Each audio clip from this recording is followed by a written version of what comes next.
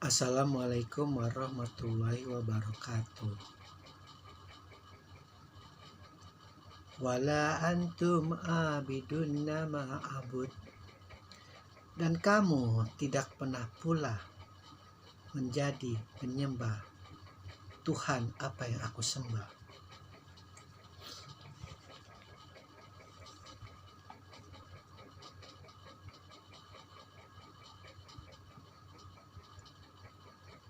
Bagi mereka yang mengerti paham struktur gramatikal tulisan Arab, ini mempunyai nilai yang tinggi. Namun saya tidak bisa menjelaskan karena saya tidak belajar. Tulisan yang sama namun memiliki keterangan yang berbeda pada ayat kedua dan ayat kelima.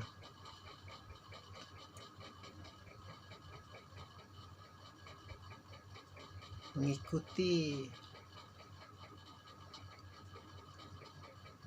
awalan kata pendahulunya, aku tidak menyembah Tuhan apa yang kamu sembah, dan kamu juga tidak menyembah Tuhan apa yang aku sembah. Aku tidak pernah menyembah apa Tuhan yang kamu sembah, dan kamu pun tidak pernah menyembah Tuhan apa yang aku sembah. Ada konteks waktu, ketiadaan penyembahan, kekosongan diri Rasulullah, baik dalam konteks pikiran, ruang, waktu, akal, budi, hasrat, setitik atom pun tidak ada akan pernah niat Rasulullah menduakan Allah. Dan kamu pun begitu pula, karena Rasulullah sudah melihat dari raut mukanya, dari tindakannya, dari hatinya, dari gerak-gerik tubuhnya, kamu tidak akan pernah menyembah Tuhan apa yang aku sembah. Selain Tuhanku yang marah, karena aku sebagai nabi tidak mungkin aku bisa marah kepada manusia, apalagi orang yang tersesat sepertimu. Namun ada keharusan untukku membedakan antara yang hak dan yang batil. Kau itu batil, aku hak. Kita tidak pernah bercampur seperti minyak dan air.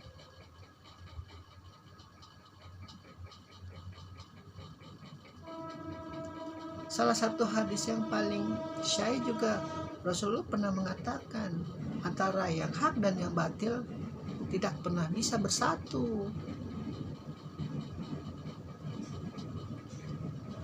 Ini dalam konteks penyembahan. Tuhan aku yang esa tidak akan bertemu dengan Tuhan yang tidak esa.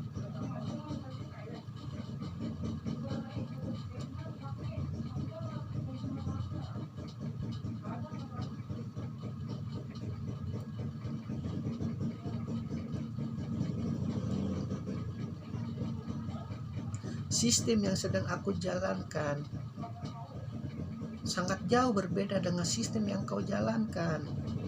Pikiran kita berbeda, tujuan kita pun berbeda.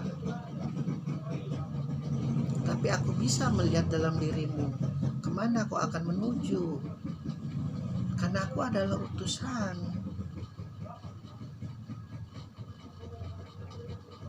Jadi kamu tidak akan pernah menyembah Tuhanku, karena aku sudah melihat begitu kuat tekadmu untuk menghentikan risalahku.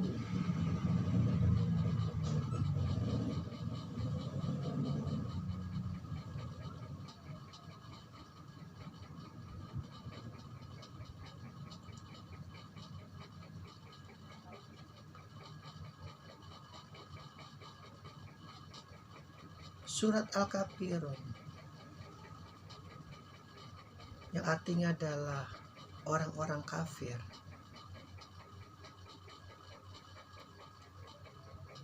pun ini sebenarnya memilih tingkatan terjahat, terlaknat, terjalin, yaitu Abu Sufyan dengan Abu Lahab dan teman-temannya sebagai musuh utama Nabi. Namun karena ini agama fitrah, agama yang menjunjung kasih sayang, agama yang memaafkan sebesar apapun dosa musuh kita, jika dia meminta maaf, dia sudah kita maafkan. Abu Sufyan, meski dia musuh Nabi yang nyata, namun dia tidak terlalu bodoh seperti Abu Lahab. Abu Lahab bodoh dengan angan-angannya yang hanya mewujudkan bahwa tujuan goal utamanya adalah menyakiti Nabi. Abu Sufyan pandai bermanuver. Bagi yang tahu sirah Nabi, luar biasa ya bagaimana dia dengan anaknya Muawiyah, Yazid, dan teman-temannya itu mampu membayangi putra Rasulullah, Hasan, Husain, Fatimah, Ali.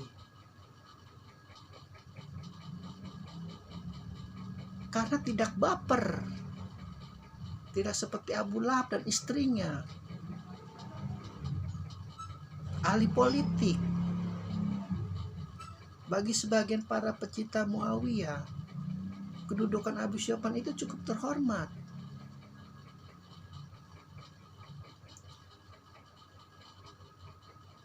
Bagaimana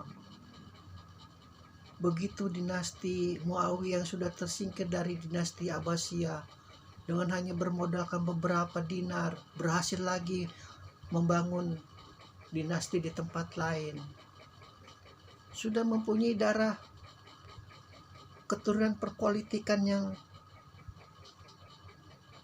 dahsyat dari Abu Sufyan. Tinggal kita sebagai pengikut Nabi yang tidak tahu apa-apa, hanya berdoa saja kepada kebaikan mereka yang mencari kebenaran, entah itu Sunni maupun Syiah, karena memang dahsyat. Ini juga contoh bagi kita. Kalau membenci seseorang jangan terlalu membenci, nanti jatuhnya kayak Abu Lahab sama istrinya, dilaknat sama Al-Quran, dilaknat sama langit dan bumi. Kasihan. Kalau bodoh jangan terlalu jadi pion-pion catur penguasa.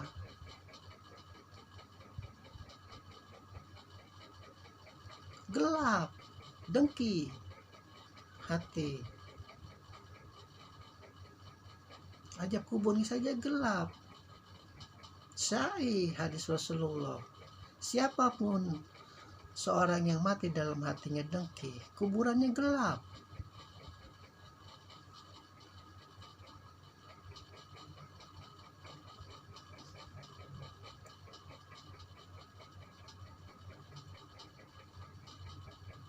Keluar biasaan ini hanya dapat kita lihat jika kita membuka diri, membuka mata hati kita, membuka nurani kita, membuka alam pikiran kita, keluasan batin kita, sehingga tidak sempit. Apa-apa sesat itu mainan iblis.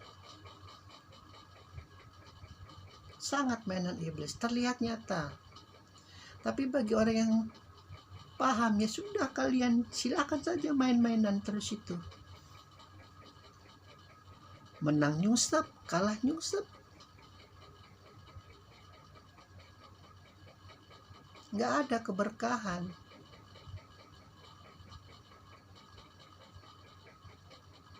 Surat Al-Kafirun luar biasa memiliki makna yang dalam bidang etika politik, bernegara, bertauhid, dan terutama dalam hal jangan sekali-sekali engkau ingin melukai orang melebihi